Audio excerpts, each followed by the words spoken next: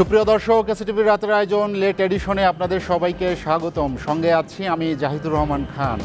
দর্শক, আজ আমাদের আলোচনার বিষয় বিশ্ব শান্তি রক্ষায় বাংলাদেশ। আর এই আলোচনায় আমার সঙ্গে স্টুডিওতে আছেন আন্তর্জাতিক সম্পর্ক বিশ্লেষক এবং ঢাকা বিশ্ববিদ্যালয়ের অধ্যাপক ডক্টর আমিনা মহসিন। আমার সঙ্গে আছেন সাবেক দুজন সেনা কর্মকর্তা, আছেন অবসরপ্রাপ্ত মেজর আহমেদ ফেরদাউস এবং অবসরপ্রাপ্ত কর্নেল কাজী শরীফউদ্দিন। আপনাদের তিনজনকেই আমাদের আলোচনায় স্বাগত জানাচ্ছি। আলোচনার শুরুতে আমি আহমেদ ফেরদাউস ভাই আপনার কাছে যেতে চাই। আমরা যেটি শিরোনাম রেখেছি শান্তি রক্ষায় বাংলাদেশ। বাংলাদেশ পিস কিপিংয়ে আপনি জানেন যে শীর্ষ অবস্থান করছে। বাংলাদেশের দেশপ্রেমিক সেনাবাহিনী অনেক ভালো ভূমিকা রাখছে এবং বিশ্বব্যাপী একটি প্রশংসা কুড়িয়েছে। তার মধ্যে আমরা যদি জানতে পাই যে এই যে প্রশংসার দাবিদার বাংলাদেশ, এটি কিভাবে আপনাদের সিলেকশন প্রক্রিয়াটা কি এবং আপনারা সেখানে বিশেষ করে মানবাধিকার রক্ষায় কী ধরনের পদক্ষেপ নিয়ে থাকেন? আসসালামু আলাইকুম জাহিদ ভাই, থ্যাংক ইউ। আমি শুরুতেই আমাদের শান্তিরক্ষী মিশনে এই পর্যন্ত 168 জন সদস্য প্রাণ হারিয়েছে, তাদের প্রতি শ্রদ্ধা জানিয়ে শুরু করছি। এবং 266 জন বিভিন্নভাবে ইনজুর্ড হয়েছে, এর মধ্যে অনেকে প্যারালাইজড। আমরা জানি যে 1988 সন থেকে এই শান্তিরক্ষী মিশনটা শুরু হয় এবং আজ পর্যন্ত এটা চলছে। বাংলাদেশ সেনাবাহিনী বা বাংলাদেশ আর্ম ফোর্সেস এই পর্যন্ত কিন্তু 13 বার নাম্বার 1 পিস কিপার হিসাবে ইউএনএ স্বীকৃত হয়েছে। আর সিলেকশন ক্রাইটেরিয়া যেটা আপনি বলছেন, এই সিলেকশন ক্রাইটেরিয়াটা শান্তিরক্ষী মিশনে যাওয়ার সেনাবাহিনীর কথাটা আমি আপনাদেরকে বলি যে এটা বিভিন্ন ফিল্টার পর্যায়ে সিলেকশন ক্রাইটেরিয়া হয়। ওখানে যদি কোনো সদস্যের নামে ডিপার্টমেন্টাল অ্যাকশন বা কমপ্লেইন থাকে, সে কিন্তু অটোমেটিক্যালি বাদ পড়ে। এবং এই সেনা সদর থেকে কিন্তু একটা সার্টিফিকেট দিতে হয় যে এই শান্তিরক্ষীর বিরুদ্ধে মানবাধিকার লঙ্ঘনের কোনো অভিযোগ নাই।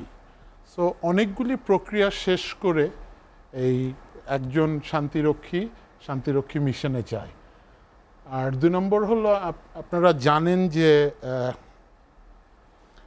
আমাদের রাজেন্দ্রপুরে একটা ট্রেনিং সেন্টার আছে, বিপসট নামে পরিচিত। এখানে যে প্রশিক্ষণ কারিকুলাম এগুলি জাতিসংঘ থেকে অ্যাক্রিডেটেড এবং অ্যাপ্রুভ প্রশিক্ষণ কারিকুলাম হয়। এবং আমরা কেন টপ কন্ট্রিবিউটর বা আমাদের অবদানের কথা যদি বলি, আমি স্ট্রেইট ওয়ে বলবো 3টা বেসিক কারণে বাংলাদেশের শান্তিরক্ষীর ব্লু হেলমেট যারা এরা ভালো করছে। বিকজ নাম্বার 1 হলো আমাদের প্রফেশনালিজম আর্মির, নাম্বার 2 হলো ডেডিকেশন, নাম্বার 3 হলো মানুষের সাথে মিশে যাওয়ার সহজতা, একটা প্রবৃত্তি। আপনারা হয়তো দেখেছেন যে সিয়েরা লিওনের সেকেন্ড ল্যাঙ্গুয়েজ হলো বাংলা। আপনারা জানেন যে একটা দেশে আছে যে ওখানে বাংলাদেশের নামে একটা রাস্তা নামকরণ করা হয়েছে। বাংলাদেশি পিস কিপাররা এখান থেকে যখন বিপসর থেকে ট্রেনিং নিয়ে যাওয়ার পর ট্রেনিংয়ের মধ্যে থাকে ওই দেশের মানুষজনের হ্যাবিট কীরকম, ওদের কালচার কীরকম, এবং ইউএন ম্যান্ডেট যেটা ওদের পার্টিকুলার জব, এটা সম্পর্কে ওদেরকে অনগ্রাউন্ড ট্রেনিং করানো হয়। তারপরে ওরা ওখানে ডিপ্লয়েড হয়, কন্টিনজেন্ট হিসাবে যায়। ওখানে গিয়ে ওরা যেহেতু মানুষের সাথে বাঙালিরা মিশে যেতে পারে, আমাদের সৈনিকরা, অফিসাররা, এই জন্য ওদের গ্রহণযোগ্যতাটাও বেশি। ইউএনএ অনেক জায়গায় দেখা যায় যে বাংলাদেশি কন্টিনজেন্ট যাচ্ছে, লোকজন তালি দিচ্ছে, আবার অন্য দেশি কন্টিনজেন্ট যাচ্ছে, ওখানে ঢিল ছুটছে, ইট মারছে। এটাই। আহমেদ ফেরদাউস, আমি আপনার কাছে আবার আসবো। অধ্যাপক ডক্টর আমিনা মহসিন, আপনার কাছে যেতে চাই। ফেরদাউস ভাই যেটি বললেন যে সেনাবাহিনী থেকে যে সিলেকশনের যে প্রক্রিয়া, সেটি কতটা স্বচ্ছ এবং মানবাধিকার রক্ষায় কারা সেখানে কাজ করবে তার একটি বিবরণ তিনি দিলেন। কিন্তু এইরকম একটি অবস্থা থেকে যখন আমরা একটি আন্তর্জাতিক গণমাধ্যমে একটি ডকুমেন্টারি দেখি যে সেখানে ডেথ স্কোয়াড বলা হচ্ছে, যে এদেরকে পাঠানো হচ্ছে যারা মানবাধিকার লঙ্ঘন করেছে, তারা কিভাবে ইউএন মিশনে আসে, এরকম প্রশ্ন তোলা হচ্ছে। আসলে বিষয়টি কেমন বিপরীতমুখী মনে হচ্ছে না? দেখুন, এটা আপনি যেটা ডয়েশ ওয়েলের কথা বলছেন, আমি সরাসরি বলি, মানে নিশ্চয়ই আপনি সেটারই কথা বলছেন, তার ডকুমেন্টারিটা না। সো এই ডকুমেন্টারিটা দেখেন, কতগুলো জিনিস আমাদেরকে মাথায় রাখতে হবে। উনি যে কথাটা বললেন, মানে ফেরদৌস সাহেব যেটা বললেন যে এটা কিন্তু বেবসট যেটা, সেখানে কিন্তু এরা আমাদেরকে দেখেন এগুলো কিন্তু জাতিসংঘ দ্বারা ভেটেড হয় এবং একটা প্রচণ্ড রিগারাস একটা প্রক্রিয়ার মধ্যে দিয়ে এটা যায়।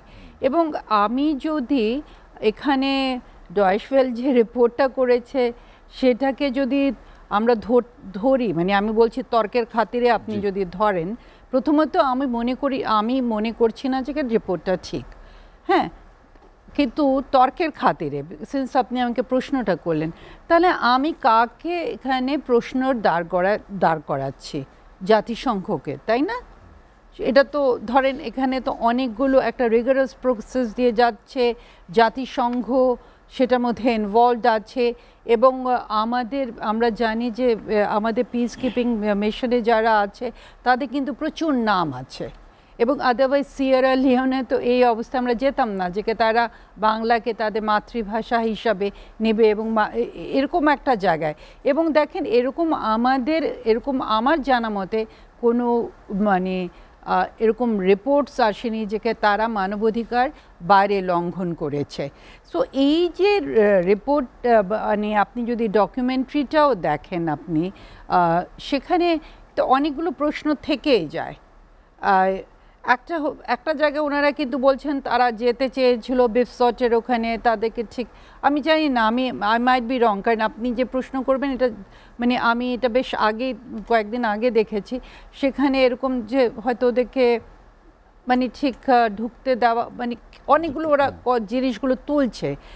আচ্ছা, এরকম করে একটা যেগুলো সিকিউরিটি জায়গা থাকে আপনি কিন্তু এভাবে ঢুকে যেতে পারেন না, সেটা একটা বড় কোনো দেশেই মানে এটা আইনের কথা না, সিকিউরিটির মানে ধরেন ক্যান্টনমেন্ট এরিয়াতে তো ধরেন আমরা যদি ঢুকি, সিভিলিয়ানসরা যখন ঢুকে তখনও তো আমাদের একটা পারমিশন লাগে, তাই না?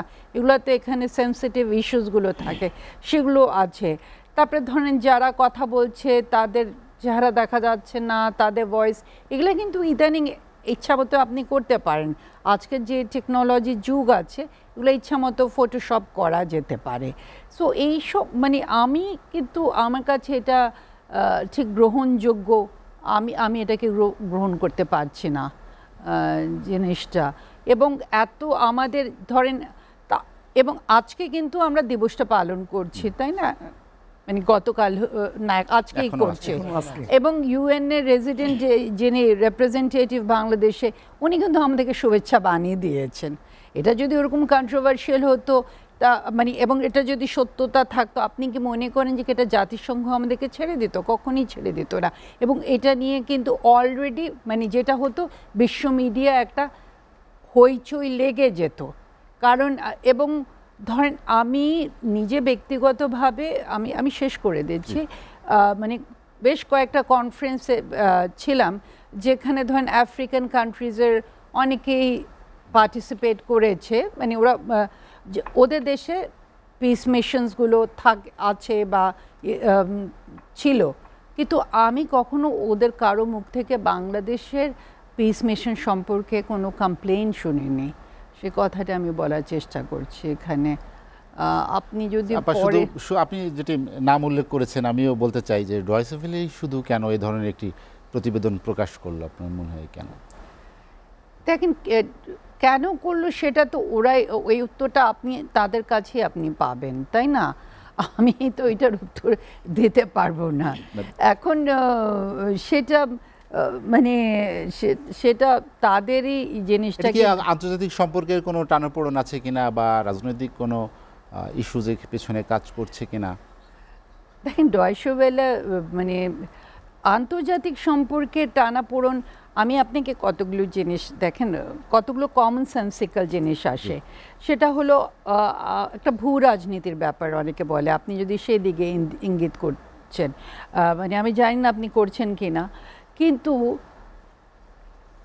মার্কিন যুক্তরাষ্ট্রের ওনারা আমার চাইতে ভালো জানবেন, অলরেডি ওনাদের সাথে আমাদের একটা মিলিটারি সিকিউরিটি কোঅপারেশন আছে, তাদের সাথে আমরা নিয়মিত এক্সারসাইজ করি এবং আমাদের যারা আর্মি চিফ তারা কিন্তু মার্কিন যুক্তরাষ্ট্রে যায়, তাই না?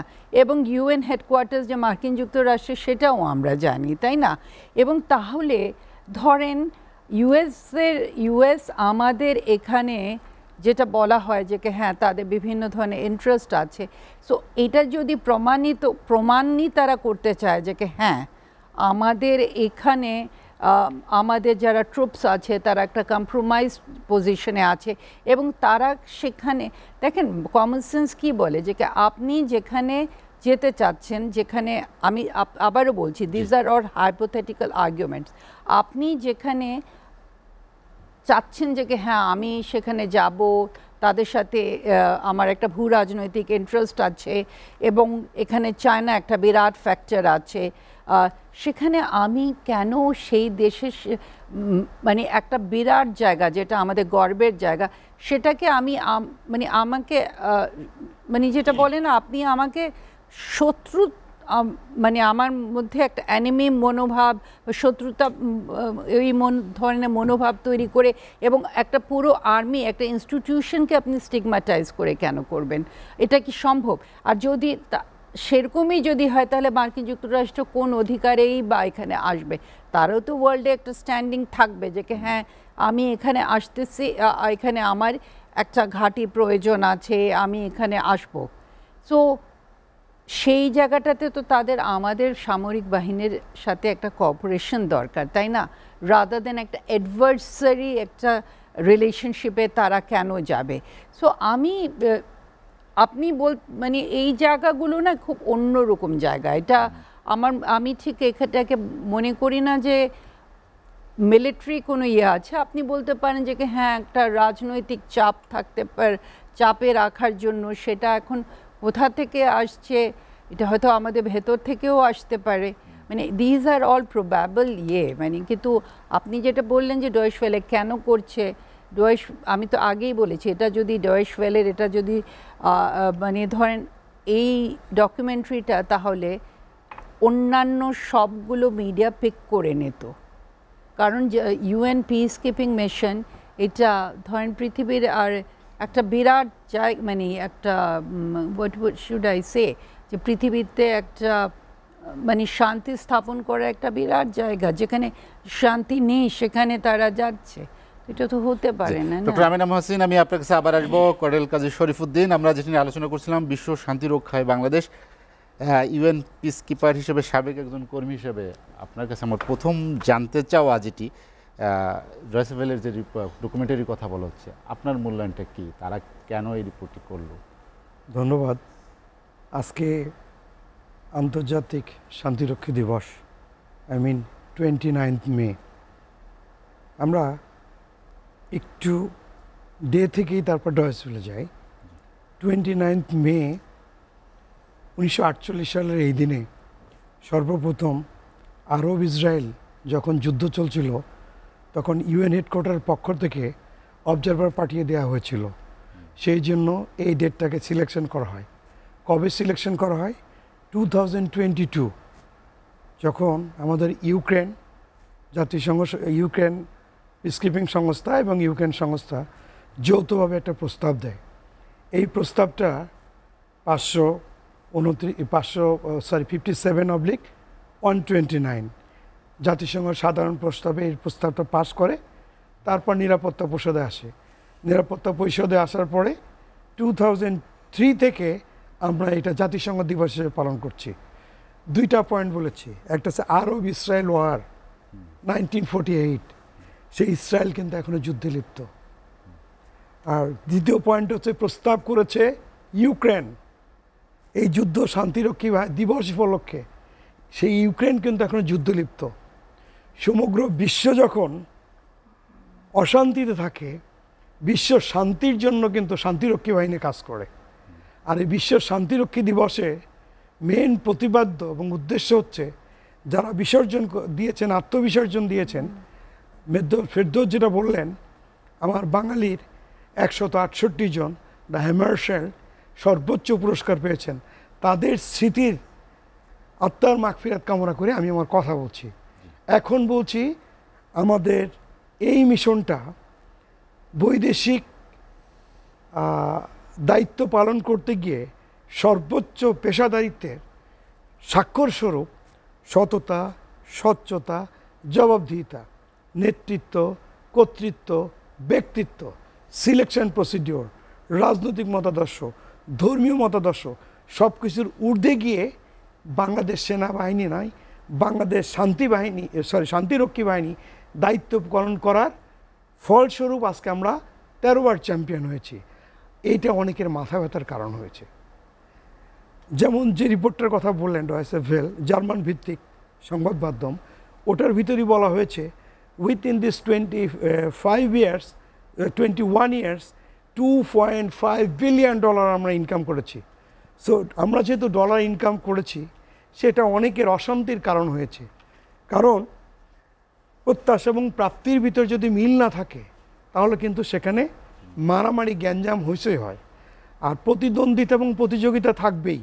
যখন প্রতিদ্বন্দ্বিতা এবং প্রতিযোগিতা করে কেউ সামনে না আসতে পারে, তখনই সেও ভুল তথ্য, কল্পকাহিনী বা ফিকশন বানিয়ে যে চিত্র বা ডকুমেন্টারি নাম দিয়ে মানে আমাদের অশান্তি সৃষ্টি করে আমাদের সুনামকে ভুলণ্ঠিত করার অপচেষ্টা মাত্র করছে। এইসব তথ্যচিত্র বা ডকুমেন্টারি, কল্পকাহিনী বা ফিকশন, এটা জাতিসংঘ মিশনে সিলেকশনও করতে পারে না, এটা জাতিসংঘ থেকে বাতিলও করতে পারে না। বিজ্ঞ মানবাধিকার সংস্থার ম্যাম যে কথা বলছেন, সিকিউরিটি, আমরা যখন আপনাদের আমন্ত্রণে স্টুডিওতে আসছি, আপনারা কি আমাদের আসতে দিয়েছেন? পথে যে সিকিউরিটি আমাদের যাচাই বাছাই করে গেট দিয়ে এখানে পৌঁছে দিয়ে গেছে। তা তারা যেটা বলেছেন যে বিপসটে যাবে, অলওয়েজ ওয়েলকাম। শুধু দেশি সংস্থা না, ইন্টারন্যাশনাল সংস্থার লোক আসছে, তারা এসে কি ওখানে যেতে পারবে? এটা যাওয়ার কোনো স্কোপ নাই। একটু ডিপলি কনসার্ন এই ব্যাপারে, কারণ এটা নিয়ে যখন জাতিসংঘ সদর দপ্তরে গত বুধবারে একটা উপস্থাপন করা হয়, এর জন্য জাতিসংঘ সেক্রেটারি জেনারেলের বিশেষ প্রতিনিধি স্টিফেন ডুজারিক, তাকে জিজ্ঞাসা করা হয়েছিল what is going on. He said we are deeply concern about it. এটা নিয়ে আমাদের অডিট হওয়ার কিছু নাই। আর একটা ওই ডকুমেন্টারির ভিতরে কথা বলেছেন, কে কথা বলেছেন? উনি হচ্ছেন আমাদের এই ভদ্র মহিলার নাম হচ্ছে সরি একজন মীনাক্ষী গাঙ্গুলি বোধহয়। হ্যাঁ, গাঙ্গুলি, মীনাক্ষী গাঙ্গুলি। মীনাক্ষী গাঙ্গুলি হচ্ছে আমেরিকান ভিত্তিক হিউম্যান রাইটস এর এই সাবকন্টিনেন্টের উপপরিচালক। তো উনিও কিন্তু বলেছেন যে আমরা জেনেছি, আমরা দেখেছি। আমার বাংলাদেশের মানবাধিকার সংস্থার নিয়ে যিনি আমি বুঝছি আপনি যেটা বলতে চাচ্ছি, যে আমরা স্পষ্ট বলেছি যে ডকুমেন্টারিটা তৈরি করেছে, এখানে সাংবাদিকতার কিছু ফাঁক হয়েছে। কারণ এটা নিয়ে আপনি যে তথ্যটা বলেছেন, আমাদের গবেষণা করা উচিত। গবেষণা কেমন করা উচিত? রিসার্চ বা তথ্যর মাধ্যমে। আমি যদি ছোট্ট করে আপনার কাছে জানতে চাই যে বিশ্ব শান্তিরক্ষী বাহিনীতে অনেক দেশেরই কর্মীরা কাজ করে, সেখানে বাংলাদেশের শান্তিরক্ষী কর্মীদের নিয়ে বা তাদের সিলেকশন প্রক্রিয়া নিয়ে তাদেরকে অ্যালাউ করেনি, এই যে বিষয়টি আসছে, এটি কেন আসলো? শুধুমাত্র বাংলাদেশকে নিয়ে কেন? না, এটা শুধুমাত্র বাংলাদেশকে নিয়ে না। ওই ডকুমেন্টারিতে যেটা বলা হয়েছে সেটা কিন্তু শ্রীলঙ্কার এক্স যে মিলিটারি প্রধান ভদ্রলোক আছে দা সিলভা, 2009-এর একটা ছবি। উনি একটু মানবাধিকার লঙ্ঘনের, ওনার নাম একটা রিপোর্ট ছিল, তাকে সেনাবাহিনী প্রধান বানা হয়েছিল শ্রীলঙ্কা। তারপর শ্রীলঙ্কা থেকে যে আমাদের টিমটা পাঠানো হয়েছিল সেটা নিয়ে কথা হয়েছে। বাট সিলেকশন প্রসিডিওর কিন্তু ওইটা নয়। আমরা জাতিসংঘ সদস্যপদ পেয়েছি 1974 সালের 17 সেপ্টেম্বর। আমরা জাতিসংঘের সর্বপ্রথম ট্রুপস প্রেরণ করেছি 1988 সালে 15 জনের মাধ্যমে। 1989 সালে বাংলাদেশ থেকে পুলিশ পাঠানো হয়েছে। 1993 সালে নৌ ও বিমান বাহিনী যুক্ত হয়েছে। 1993-94 সালে রুয়ান্ডা মিশনে আমরা বেলজিয়ামের সাথে কম্পিটিশন করে নিজেদের পেশাদারিত্বের প্রমাণ দিয়েছি। 1994 সালে আমরা সোমালিয়া থেকে আমেরিকান ট্রুপসের বিরুদ্ধে পেশাদারিত্বের প্রমাণ দেখিয়ে নিজেদের স্থানকে শক্ত করেছি। 1993 সালে বসনিয়াতে আমরা ফ্রান্সের এগেনস্টে দায়িত্ব পালন করে আমাদের পেশাদারিত্বের প্রমাণ করেছি। 2003-তে মেজর ফেরদৌস যেটা বললেন যে তারা শুধু আমাদের বাংলাদেশের ভাষাকে তারা দ্বিতীয় ভাষা দেয় নাই, ওইখানে বানচাল সড়ক তৈরি করেছেন, একটা কমিউনিটি তৈরি করেছেন, আমরা তাদের শিক্ষায় শিক্ষিত করেছি। তখন তৎকালীন president Tejan Kabbah, he was a president of Sierra Leone, উনি বাংলাদেশে এসে বাংলাদেশের প্রেসিডেন্ট এবং প্রধানমন্ত্রীকে তখন বলেছিলেন যে আমার যুদ্ধ বিধ্বস্ত সিয়েরা লিওন গঠনে বাংলাদেশ সেনাবাহিনী যে ভূমিকা রেখেছে, বাংলাদেশ শান্তিরক্ষী বাহিনী যে ভূমিকা রেখেছে, তাদের কৃতজ্ঞতা স্বরূপ শ্রদ্ধা জানানোর জন্য আপনার কাছে এসেছি। এর থেকে কত প্রাপ্ত আছে? কফি আনান ছিলেন তৎকালীন ইউএন সেক্রেটারি জেনারেল, উনি বলেছিলেন বাংলাদেশ সৈন্য যখন যেখানে বাংলাদেশ পিসকিপারের সদস্যরা যখন যে দায়িত্ব পালন করে, আমি কৃতজ্ঞতার সাথে তাদের অবদান শ্রদ্ধার সাথে স্মরণ করি। 2018-এ আবার এপ্রিল মাসে অ্যান্থনি গুতেরেস সেক্রেটারি জেনারেল, উনি মিশন সফরে গিয়ে বলেছেন আমি সবসময় কমফোর্টেবল ফিল করি যদি আমার মিশন সফরকালীন সময় আমার সিকিউরিটির দায়িত্বে বাংলাদেশের পিসকিপাররা দেয়। এর থেকে আর বড় কি স্বীকৃতি পাইতে পারে? তা এটা একদিনে না, ব্লু হেলমেটের বয়স 37। কর্নেল শরীফ, আমরা একটা বিরতি নিব, বিরতির পরে আবার আসব। দর্শক, লেট এডিশনে নিচ্ছে একটা বিরতি, ফিরবো শীঘ্রই, সঙ্গেই থাকুন।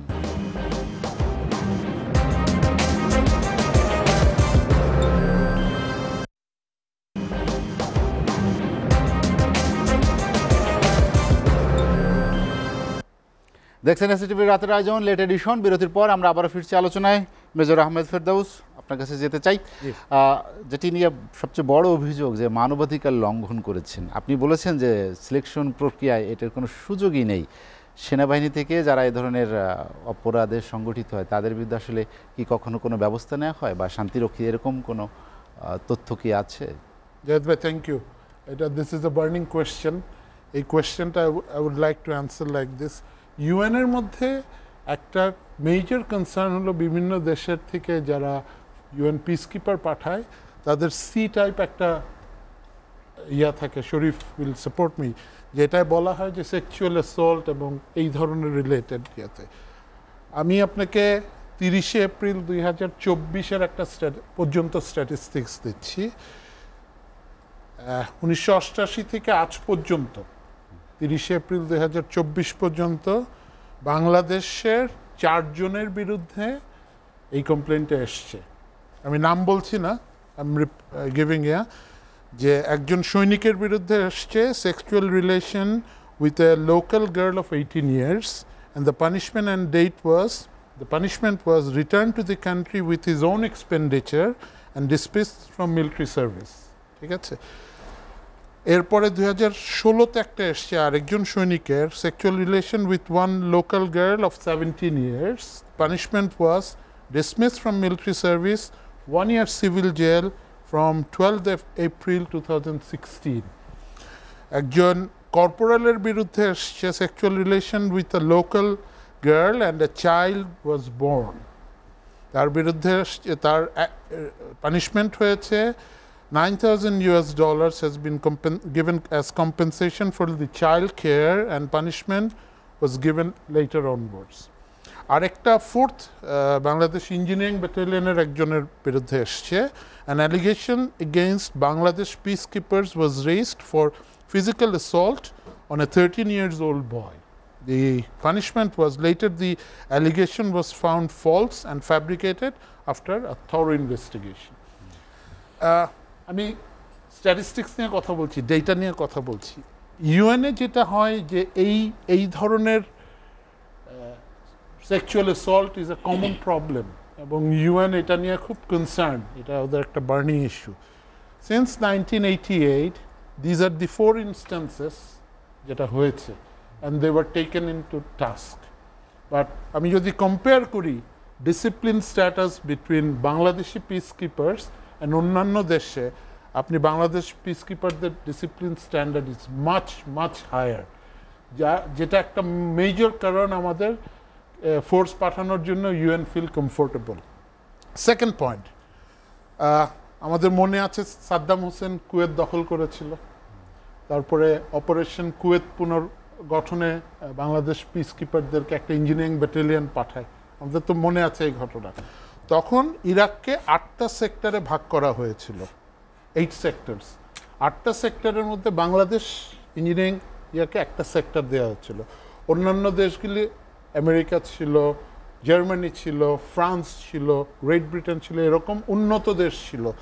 ওরা এক একটা সেক্টরে মাইন ক্লিয়ার করতো লেজার দিয়ে, ক্লিয়ার করে ওই জায়গাটাকে একটা সার্টিফিকেট দিত, FFE, ফ্রি ফ্রম এক্সপ্লোসিভ।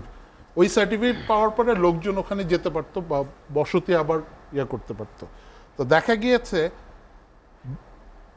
এই সার্টিফিকেটের পরেও অনেক জায়গায় এক্সপ্লোশন হয়েছে। আর বাঙালি আপনার বাংলাদেশি পিস কিপাররা হ্যান্ড সুইপিং মাইন ডিটেক্ট করার পরে আজ পর্যন্ত ওখানে কোনো এক্সপ্লোশন হয়নি। দেখেন এই কারণে কিন্তু কনফিডেন্স বেড়েছে। আমি প্রথমে বলেছিলাম আপনাকে, আওয়ার পিস কিপার্স আর প্রফেশনাল। আমাদের জানের মায়া ত্যাগ করে কিন্তু উই ডু দি অপারেশন। আমাদের লোকজন ওদের সাথে মিশে, মানুষের সাথে মিশে যায়, স্বতঃপ্রণোদিত হয়ে কাজ করে। যেখানে খাওয়ার অভাব, নিজেদের রেশন বাঁচিয়ে নিজেদের টাকা দিয়ে এমন ইনস্ট্যান্স আছে ওদের জনগণকে হেল্প করেছে। এই জন্যই কিন্তু মানুষজন আমাদেরকে, বিশেষ করে পিস কিপিং দেশে মানুষজন আমাদেরকে এত ভালোবাসে। এটা এক। আর কামিং ব্যাক টু আপা, অধ্যাপক আমেনা আপা যেটা বলেছেন যে with all due respect to Deutsche Welle রিপোর্টটা, আমি ওই রিপোর্টটা আমলে নিতে চাই। আজকে গাজাতে ইটস বিন 235 ডেজ। গাজাতে গতকালও একটা শরণার্থী শিবিরে ইসরায়েল অ্যাটাক করে 50 জনের উপর মেরেছে। ডয়চে ওয়েল যদি প্রতি সপ্তাহে একটা মানবাধিকার লঙ্ঘনের রিপোর্ট করতে গাজা ইস্যু নিয়ে, I would salute Deutsche Welle, I would take this report যে এই রিপোর্টটা অথেন্টিক। আপা যেটা বলেছে যে ফটোশপ করে একটা সিকিউর এলাকায় কিভাবে যায়, অন্য দেশে কি এটা যেতে দিত? আমাদের সরকার বা আমাদের সশস্ত্র বাহিনী, they were kind enough, they had the guts, তোমরা আসো দেখো। আর আমাদের ISPR গতকাল একটা প্রতিবাদ লিপি দিয়েছে, আমাদের মাননীয় সেনাপ্রধানও বলেছে, you give an example of human rights violation, he'll be taken in to task. So Deutsche Welle কী কারণে করেছে? আর্মির সাথে we have good relation with United States. যেটি কর্নেল শরীফ বলেছেন যে ঈর্ষান্বিত হয়ে বা বাংলাদেশ শীর্ষে আছে, এরকম কোনো সম্ভাবনা আছে কি? এটা হতে পারে, এটা ঈর্ষান্বিত হয়ে হতে পারে, বাট আমি মনে করি উই হ্যাভ এই জিনিসটা, এই ডয়চে ওয়েলের রিপোর্টটা is actually challenging United nation as itself. আমিও বলছিলাম, আপাও যেটা বলেছেন, ইউনাইটেড নেশন 1948 থেকে পিস কিপিংয়ে অশান্তির জায়গায় শান্তির দূত পাঠাচ্ছে। 1948 থেকে আজকে কতদিন? 52 বছর, আর এখানে 24 বছর। 76 বছর ধরে পিস কিপাররা কি এমনি কাজ করছে? 76 বছরের এই সিলেকশন প্রসেসটা কি wrong? That this report proves that the UN is this whole selection process is wrong. আমি জানি না কি কারণে করেছে। আমি আবার বলছি, আমি ডয়চে ওয়েল থেকে আশা করি, with all due respect to that television channel, ওরা একটা রিপোর্ট করুক গাজার উপরে। গতকালের যেখানে শরণার্থী শিবির আছে, যেখানে ডিক্লেয়ার করেছে Israel this is a safe place, ওই জায়গায় মিসাইল অ্যাটাক হয়ে 50 জন মারা যায়। আমি জানি না এটা কোন ধরনের মানবাধিকার। এবং যারা আজকে তো বলা হচ্ছে না, ওই যারা ওদেরকে সাপোর্ট করছে ইসরায়েলকে, ওই দেশের বিরুদ্ধে অপপ্রচার হচ্ছে না। আমাদের ইনস্টিটিউশন বাংলাদেশ সেনাবাহিনী, যেটা পিপলস আর্মি, যেটার জন্ম হয়েছে 1971 সনে, সেনাবাহিনীর ছোট ছোট পদবীর ল্যান্স কর্পোরাল, আমরা আগে সৈনিক, ল্যান্স নায়ক বলতাম, এরা গ্রামের কৃষক মজুমদারদের ট্রেনিং করে আস্তে আস্তে করে মুক্তি বাহিনী নিয়ে এরা যুদ্ধ করে দেশটা স্বাধীন করেছে। এই বাহিনীটা তো পিপলস পাবলিক, বাংলাদেশের সেনাবাহিনী। আরেকটা জিনিস আমরা ভুলে যাই, আমি গর্বের সাথে বলতে পারি যে আমরা যদি ওই দিনগুলির কথা মনে করি, ওই কোভিডের প্রথম দিককার অবস্থাটা কী ছিল জাহিদ ভাই, আমরা নিশ্চয়ই জানি। তখন বাংলাদেশের মতো ঘনবসতিপূর্ণ একটা এলাকায় অনেক ক্যাজুয়ালিটি হওয়া এক্সপেক্ট করেছিলাম যেইভাবে এপিডেমিকটা কোভিডটা ছড়েছিল, বাট আল্লাহর রহমতে হয়নি। এবং আপনার কি মনে পড়ে তখন সিএমএইচগুলি কি রোল প্লে করেছিল বলে সিএমএইচে তদবির করে লোকজন ভর্তি হতে করেছিল, যারা সেনাবাহিনীকে নিয়ে গালমন্দ করে, আমি কোনো কারো নাম বলবো না, একজন সম্মানিত প্রফেসর উনিও গিয়েছেন ওখানে, উনি গিয়ে বের হয়ে সেলুট দিয়েছেন সেই প্রতিষ্ঠানকে। এই আহমেদ ফেরদৌস, আমি আপনার কাছে আবার আসবো। আমিনা মহসিন, যেটি আহমেদ ফেরদৌস বলছিলেন যে গর্বের যে একটি জায়গা বাংলাদেশের সেনাবাহিনী, বাংলাদেশ পিপলস আর্মির কথা বলা হচ্ছিল, কিন্তু এটাও তো সত্য যে এরই কিছু সদস্য যারা র্যাবে কর্মরত আছেন বা ছিলেন, তাদের বিরুদ্ধে মানবাধিকার লঙ্ঘনের বিস্তর অভিযোগ তৈরি হয়েছিল। আপনি জানেন অনেকে নিষেধাজ্ঞার আওতায় পড়েছে। সেটি কেন বাংলাদেশের মানবাধিকার পরিস্থিতি সব মিলিয়ে পেশাদারিত্বের জায়গায় ঘাটতিটা কোথায়? দেখুন, আমি প্রথমেই একটা জিনিস ক্ল্যারিফাই করে নিই যে আমি মানবাধিকার কর্মী না, আমি বিশ্ববিদ্যালয়ের শিক্ষক। হ্যাঁ, সেটা আপনি বলতে পারেন, হ্যাঁ আমি রাইটস ইস্যুস নিয়ে লেখি, বাট সেটা অনেকেই লেখে, বা হিউম্যান সিকিউরিটি নিয়ে আমি কাজ করে থাকি, that is a different issue. এবং ওনারা দুইজন কিন্তু সেনাবাহিনীর সদস্য, আমার বাবাও কিন্তু সেনাবাহিনীতে ছিলেন। সো ইন দ্যাট ওয়ে আমিও কিন্তু ওই প্রতিষ্ঠানেরই একজন, মানে পরিবারেরই একজন, এবং আমি ওই সেনাবাহিনীতেই বড় হয়েছি। সো আমার কাছেও এটা একটা বিরাট গর্বের জায়গা। সো আমি এই প্রতিষ্ঠানটাকে ওন করি। আমি মানে মানে মানে খুব কোইন্সিডেন্টালি আমরা তিনজনই কিন্তু এখানে সেই প্রতিষ্ঠানে পরিবারের, মানে প্রতিষ্ঠান বলেন পরিবার বলেন, সেই পরিবারের, মানে আমার বাবা যেহেতু আমার বাবা সেনাবাহিনীতে ছিলেন, ডাক্তার ছিলেন, সো সেখানেই আমার জন্ম, সেখানে আমার গড়ে ওঠা। সো আমি ক্যান্টনমেন্টের পরিবেশ সব কিছুর সাথেই খুবই মানে পরিচিত এরকম একটা অবস্থান থেকে। সেই জন্য প্রথমে বলছিলাম যে ক্যান্টনমেন্টে কি কেউ ঢুকে যেতে পারে? ঢুকে যেতে তো পারে না। এক ধরনের মানে সবাইকেই তো ওখানে দাঁড়াতে হয়, পরিচয় দিয়ে তারপরে ঢুকতে হয়। আচ্ছা, এইটা বলে আপনি যে কথাটা বললেন, র্যাবের প্রশ্নটা করলেন আমাকে, দেখুন প্রত্যেক হ্যাঁ কিছু উনিও তো 4টা কেস সাইট করলেন, তাই না? এবং তাদেরকে পানিশমেন্ট দেওয়া হয়েছে, তাদেরকে ফেরত পাঠিয়ে দেওয়া হয়েছে। এবং আমরা তো কখনো মনে করি না যে একটা ইনস্টিটিউশন সেটা একদম পুত পবিত্র হতে পারে, হয় তার মধ্যেও তো অনেক ধরনের ফল্টস থাকে।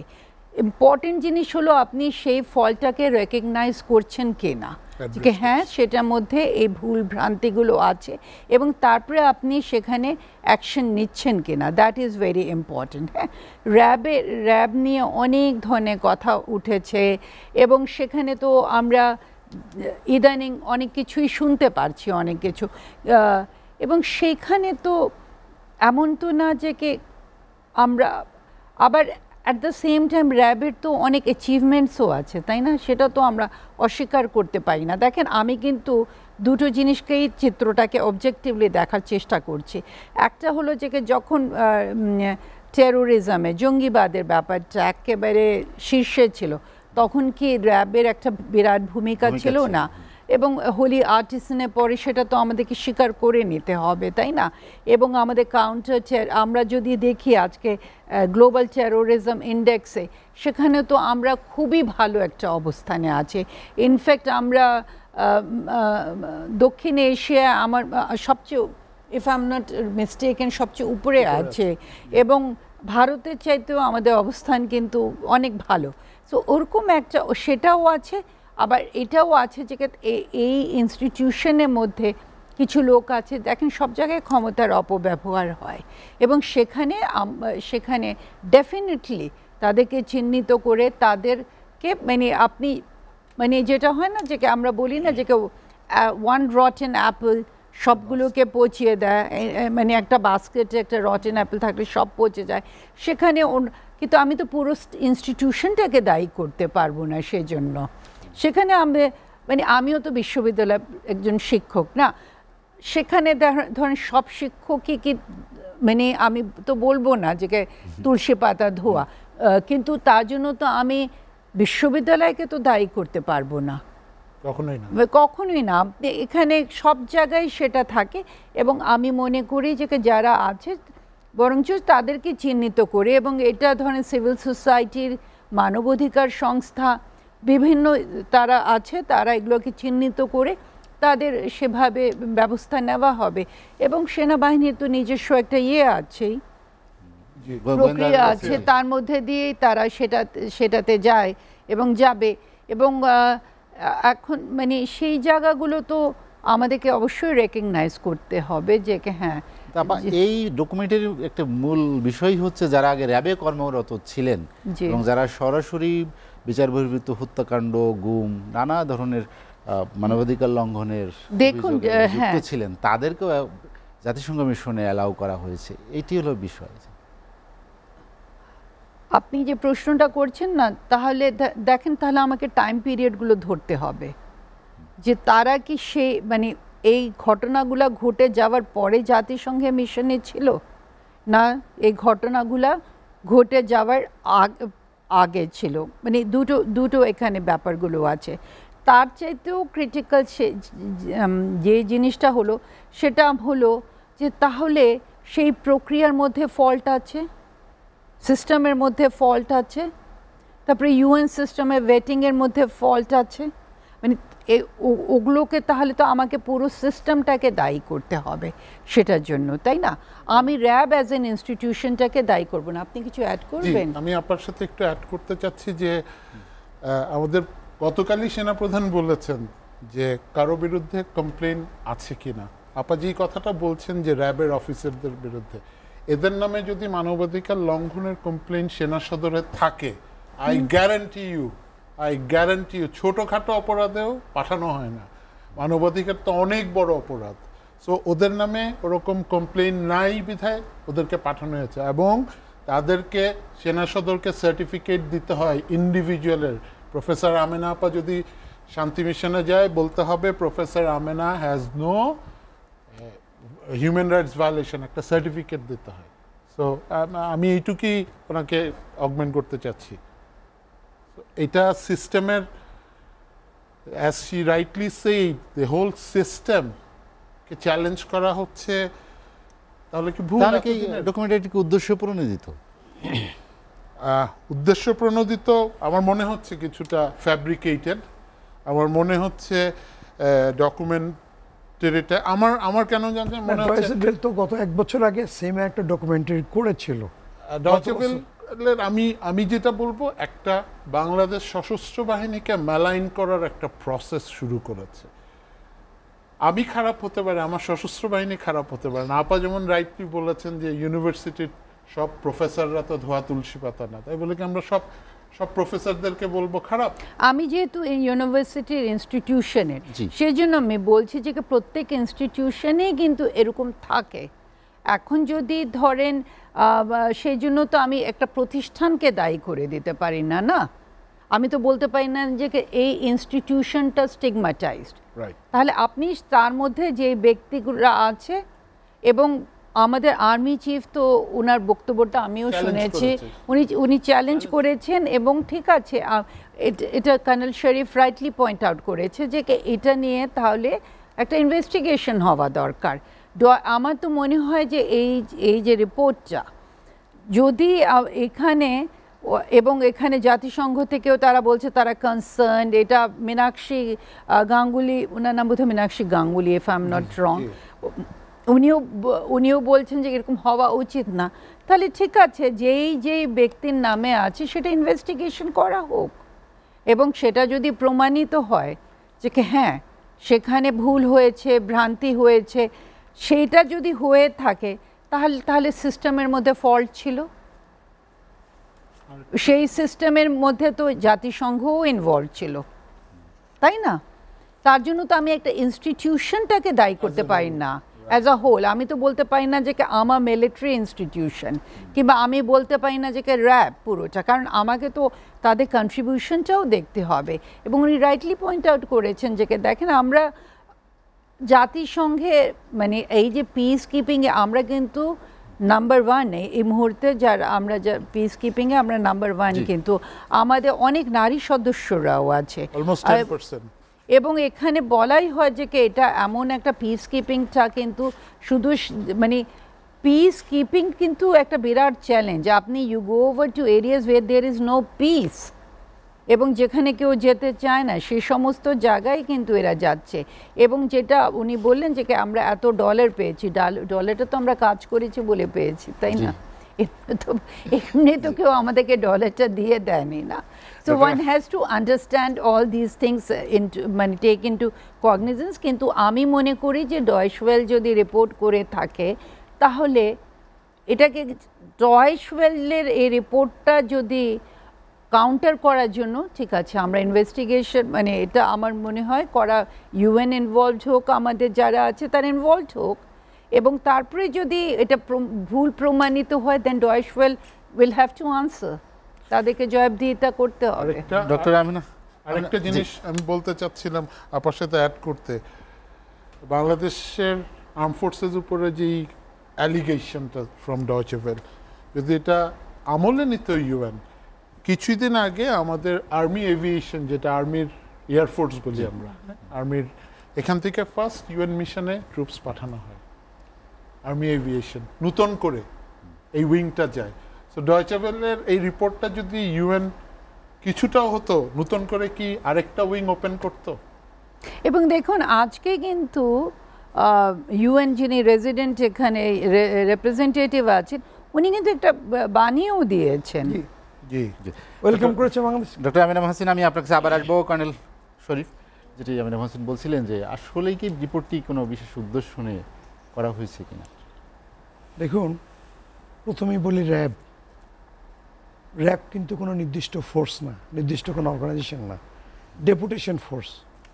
Army, navy, air force, police, magistrate সব এখানে কাজ করে। একটা প্যারামিলিটারি ফোর্সের সঙ্গে একটা ডিফেন্স ফোর্সের কখনো কম্পেয়ার আসে না।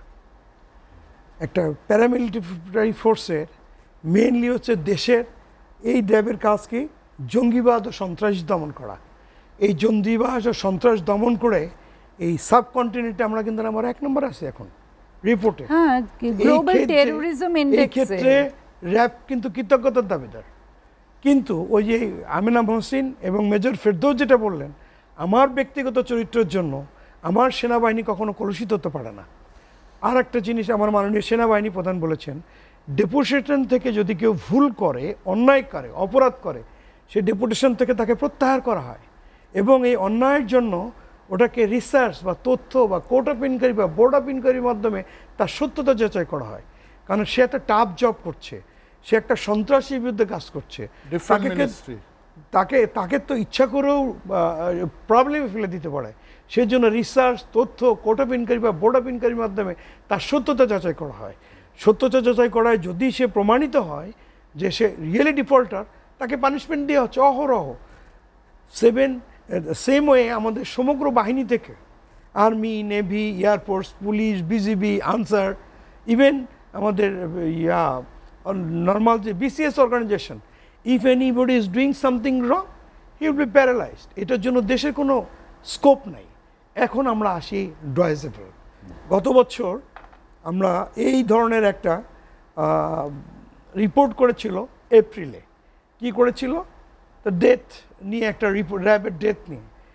যখনই গত বছর এপ্রিল মাসে এটা প্রচার করা হয়, প্রচার করার পরপরই আমাদের পররাষ্ট্র মন্ত্রণালয় একটা তীব্র প্রতিবাদ জানিয়েছে। প্রতিবাদ জানানোর পর সবাই মোটামুটি স্থবির যে জিনিসটা কী হচ্ছে, এটা সংগঠিত হচ্ছে। আমরা একটু দেখতে পাচ্ছি আমাদের দেশের ইউএস অর্গানাইজেশন, আমেরিকান যে মিশন অ্যাম্বাসি, সেখানে যে একটা ওয়েবসাইটে ওটেরই বেঙ্গলি ভার্সন এবং ইংলিশ ভার্সন দিয়ে আবার ইনসার্ট করা হয়েছে। এটা কিন্তু তাদের রাজনৈতিক উদ্দেশ্য হতে পারে, তাদের দেশিগত উদ্দেশ্য হতে পারে, তাদের সামাজিকগত উদ্দেশ্য হতে পারে। এই কয়েকদিন আগে আমাদের দেশে যখন ইলেকশন হলো তখন কিছু স্যাংশন, এটা ওটা থাকতে পারে। এটা একটা পদ্ধতিগত সিস্টেম হতে পারে। এখন আমরা আসি ইউএস থেকে প্রকাশিত একটা বই, that is US intelligence community. বইটার লেখক হচ্ছে জেফ্রি টি রিসল্যান্ড। এখানে 7ম চ্যাপ্টারে স্পষ্ট প্রাক্তন সিআইএ গোয়েন্দা রিসার্চ পারসন, উনি লিখেছেন 9/11-এর পরে যখন টুইন টাওয়ার ফল হয় তখন তারা নতুন করে কিছু অর্গানাইজেশন সৃষ্টি করেছে। আপনি জানেন 4টা দেশ চালানোর জন্য সবসময় 4টা ইউটার্ন ছিল, 4টে word, that is dime. Dime mean diplomat, I mean জানি সবার সাথে ডিপ্লোমেসি মেনটেন করা। যেমন আমাদের ডিপ্লোম্যাট হচ্ছে পররাষ্ট্রনীতি, সবার সাথে জি সুরাষ্ট্র মানে বন্ধুত্ব সম্পর্ক। নাম্বার 2 হচ্ছে ইন্টেলিজেন্স। এই ইন্টেলিজেন্স হচ্ছে সিভিল ইন্টেলিজেন্স, আভ্যন্তরীণ ইন্টেলিজেন্স, গোয়েন্দা ইন্টেলিজেন্স। যেমন পার্শ্ববর্তী কান্ট্রি 62 এবং 67-এ 2টা যুদ্ধ হওয়ার পরে তারা র নামে একটা অর্গানাইজেশন তৈরি করেছে। 1948-এ যখন আরব ইসরায়েল যুদ্ধের পরপরই মোসাদ নামে একটা গোয়েন্দা সৃষ্টি করেছে। তো ঠিক এমনি করে যখন আমাদের এই 9/11-এর এই দুর্ঘটনাটা ঘটার পরে সিআইয়ের দিক নির্দেশনায় নতুন NED নামে একটা অর্গানাইজেশন করা হয়েছে, that is national endowment of democracy. এটার দায়িত্ব হচ্ছে প্রত্যেকটা দেশের পররাষ্ট্র ডিফেন্সের তথ্য সম্পর্কে খোঁজখবর নাও, আই মিন অন্য দেশের তথ্য নিয়ে একটু নাক বাড়ানো বা হাত বাড়ানো। এটা ঠিক পজিটিভ হিসাবে প্রতিবেশী রাষ্ট্র বা পররাষ্ট্রগত নিতে পারে না। এখন আমরা যেটা দেখতে পাচ্ছি যে ডয়েচে ভেলে যখন এটা প্রকাশ করার সাথে সাথে নেট্রো নিউজ নামে একটা নিউজ এটার তথ্যটা সরবরাহ করেছে। আর এটার সরবরাহের ভিতরে হচ্ছে তাসনিম খলিল নামে এক ভদ্রলোক। দিস জেন্টলম্যান একজন সাংবাদিক, ওনার সাংবাদিকতার বিরুদ্ধে কিছু ইউলো জার্নালিজমের রিপোর্ট আছে।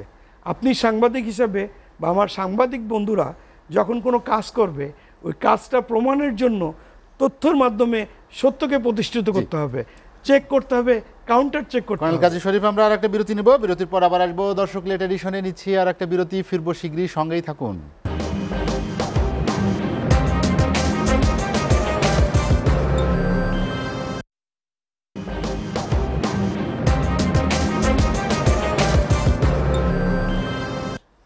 দেখছেন এসটিভি রাতের আয়োজন লেট এডিশন। বিরতির পর আমরা আবারও ফিরছি আলোচনায়।